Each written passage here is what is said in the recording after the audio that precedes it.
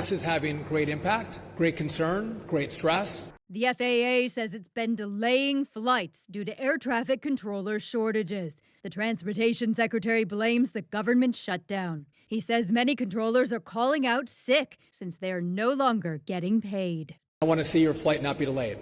I don't want you canceled, but our priorities are safety. An FAA operations plan says at least a dozen air traffic control facilities braced for shortages last night. The agency reports initial delays in Denver, Newark, and Burbank. Officials say the Burbank tower outright closed, forcing pilots to coordinate with each other. The very same thing ended the 35-day government shutdown back in 2019, and controllers calling out sick led to ground stops and delays at some of the country's busiest airports. And when that happened, lawmakers reached a deal pretty quickly. This time around, a deal doesn't appear to be in sight.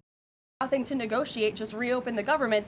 Republicans say they won't negotiate with Democrats until after the government reopens. Democrats say that order of events doesn't work. They want to address health care costs in the very funding bill that would end the shutdown.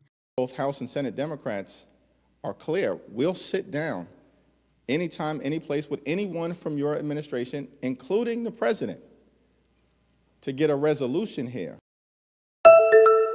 A 2 años de los cruentos ataques de Hamas y otras facciones palestinas, Israel se ha sumergido en el trauma, la inestabilidad y una mayor radicalización, empezando por el dolor muy temprano en Reim, lugar del festival Nova convertido en memorial. Allí se recordó a los asesinados 364, solo ahí de unos 1.200 ese día, y se abordaron daños psicológicos, igual en los kibbutz masacrados y en actos aquí en Jerusalén y Tel Aviv. Es otro 7 de octubre en el que las familias afectadas y ciudadanos sienten que siguen con una herida abierta porque, dicen, no podrán cerrarla hasta que regresen de Gaza los últimos 48 rehenes, los vivos y los fallecidos, salvo que esta vez hay una gran esperanza. Mientras en la franja los civiles ruegan que termine la masacre israelí, aquí el plan de Trump se ve como la propuesta de liberación más factible tras 2 años de negociaciones fallidas y boicots, sobre todo del gobierno de Netanyahu, que además rompió el alto el fuego el pasado marzo. Y es que, según las encuestas, la mayor parte de los israelíes espera el fin de la invasión desde hace más de un año, con el matiz de que lo quieren por los rehenes y los soldados y no por el sufrimiento de los palestinos, pues quienes empatizan con ellos en Gaza son una minoría. En general, hay una indiferencia y respaldo a los bombardeos y a una limpieza étnica en la franja. Cada vez más ciudadanos se expresan en términos de violencia y la preocupación máxima en la política israelí es la imagen y el aislamiento internacional de Israel debido a su invasión. En esa línea, la mayoría desea que Netanyahu convoque a elecciones y asuma la responsabilidad del 7 de octubre. Es el único alto cargo que todavía no lo ha hecho, pero a la vez piensan que es el mejor líder para Israel y su partido Likud sigue en cabeza.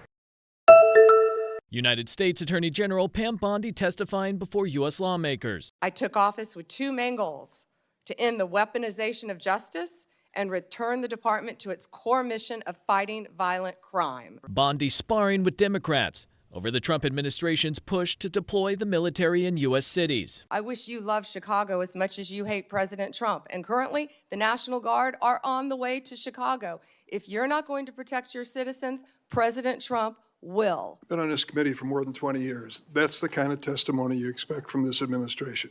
A simple question as to whether or not they had a legal rationale for deploying National Guard troops becomes grounds for a personal attack. Bondi also asked about allegations from Republican senators that as part of the January 6th investigation, the FBI improperly spied on them by obtaining phone records of GOP lawmakers. You've seen this document, Attorney General Bondi. What was going on here? Who ordered this? Who ordered the tapping of the phones of United States senators? Bondi saying she's looking into the matter. The AG also pressed on other issues, including drone strikes of suspected drug cartel boats, the so-called Epstein files and investigations and personnel decisions which Democrats argued had been motivated by politics.